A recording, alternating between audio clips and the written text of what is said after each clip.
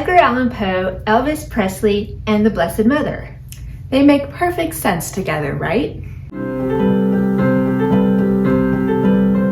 Hi and welcome back to our channel. I'm Jennifer and this is Kate, and this is May, the month of the Blessed Mother, our beautiful heavenly queen.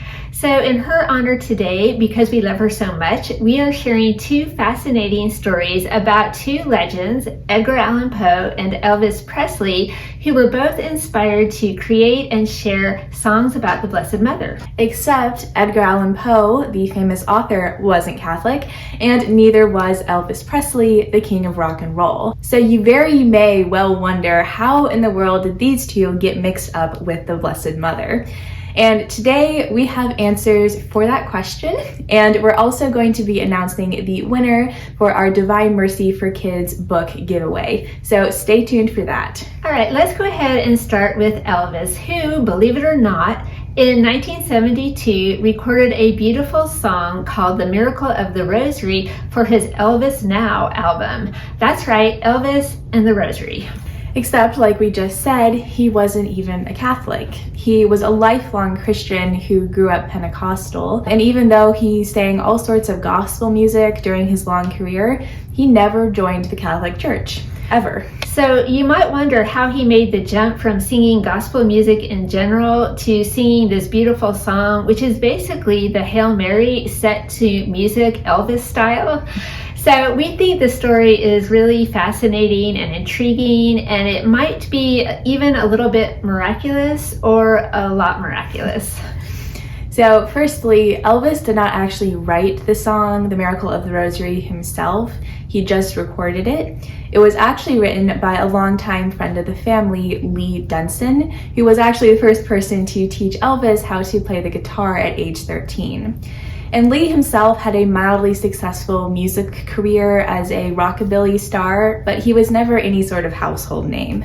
But he did keep in touch with Elvis throughout the years, and in 1961 he gave him a copy of a song he had written called The Miracle of the Rosary. Now, Lee had recorded the song himself, but it never did very well in the charts. It never became very popular, so he passed along a copy for Elvis to look at, and that was pretty much that for the next 10 years. Nothing really happened. Until 1971, when Lee got a call saying that Elvis was going to use The Miracle of the Rosary in his next album, which was going to come out the next year. Though apparently that song had made such a lasting effect on Elvis that he had hung on to it for all those years, and now he was finally going to use it. He was going to put it second in line in his album in front of his remake of the Beatles' Hey Jude. So that was really cool, but that's not even all of the story, because it turns out that Lee Denson and his wife Mary had grown up Pentecostal also. In fact, Lee's father was a minister in the church where Elvis had gone with his family growing up. But then in the 1950s, Lee and his wife both decided to convert to become Catholic. But that story goes that one day Lee experienced what he called some type of powerful inner force, and that really shook him up. So he and Mary decided to pray the Rosary together, which was a very strange choice because they weren't Catholic, but that's what they did. The very next day, Lee and his wife Mary went to a Catholic Mass, and very soon after that, they joined the Catholic Church. And then Lee went on to write The Miracle of the Rosary, which is such a beautiful song, and Elvis does such a wonderful job singing it. It's very moving, and we'll link the Elvis version down below for you. But that is still not all. Even though Elvis wasn't a Catholic, one of his very first performances was at a Catholic church. He also starred in 2 movies with Dolores Hart, who left Hollywood at the height of her career to become a Benedictine nun. And at the time of his death, it's said that Elvis was reading a book on the Shroud of Turin. So there were a lot of Catholic influences in his life, and it does make you wonder about a few things. It does make you wonder, because I'm telling you, there's a lot going on behind the scenes with this song, and it just turns out that the Blessed Mother is a mother, and she has been known to use any type of ways and means at her disposal to draw her children closer to her son Jesus. That's her job, and she's really good at it. So now let's move on to our next story, which has to do with Edgar Allan Poe and his beautiful Hymn of the Angelus. And the opening lines to that are, "At morn, at noon, at twilight dim, Maria, thou hast heard my hymn. In joy, in woe, in good and ill, Mother of God, be with me still."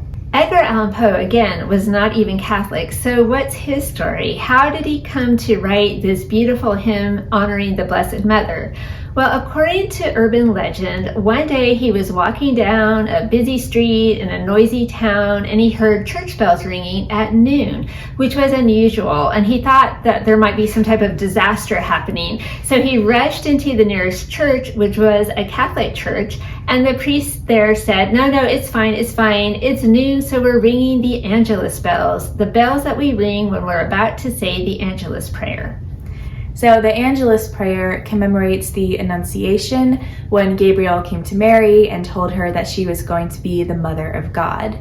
And Catholics traditionally say the Angelus 3 times a day at 6 a.m., 12 noon, and 6 p.m. So after hearing this explanation, Poe evidently rushed home and wrote his beautiful Hymn of the Angelus, which was first published in the short story Morella in 1833. But of course, that's not all about this story. But wait, there's more.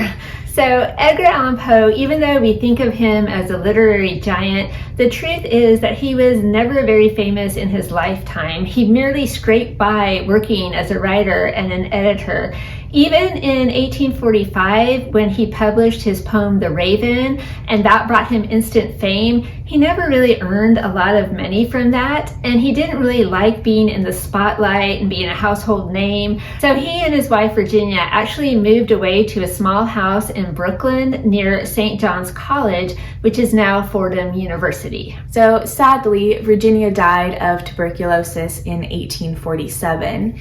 And after that, Poe was so lonely that he would take these long walks every day, often ending up at the gates of St. John's. So he got to know the Jesuits there and they became friends, and not wanting to go back to his empty house, he would spend long hours there reading in the library or walking with his Jesuit friend Edward Doucet and discussing writing. So even though Edgar Allan Poe died just a couple of years later and he never joined the Catholic Church, he still wrote this beautiful Hymn of the Angelus. So we like to think that in his hour of sorrow when his beloved wife died, Our Lady was able to comfort him through the friendship of her holy priest. So that's super cool. We also know that the Blessed Mother is a wonderful, devoted, loving mother, and there is nothing that she would not do to comfort her children.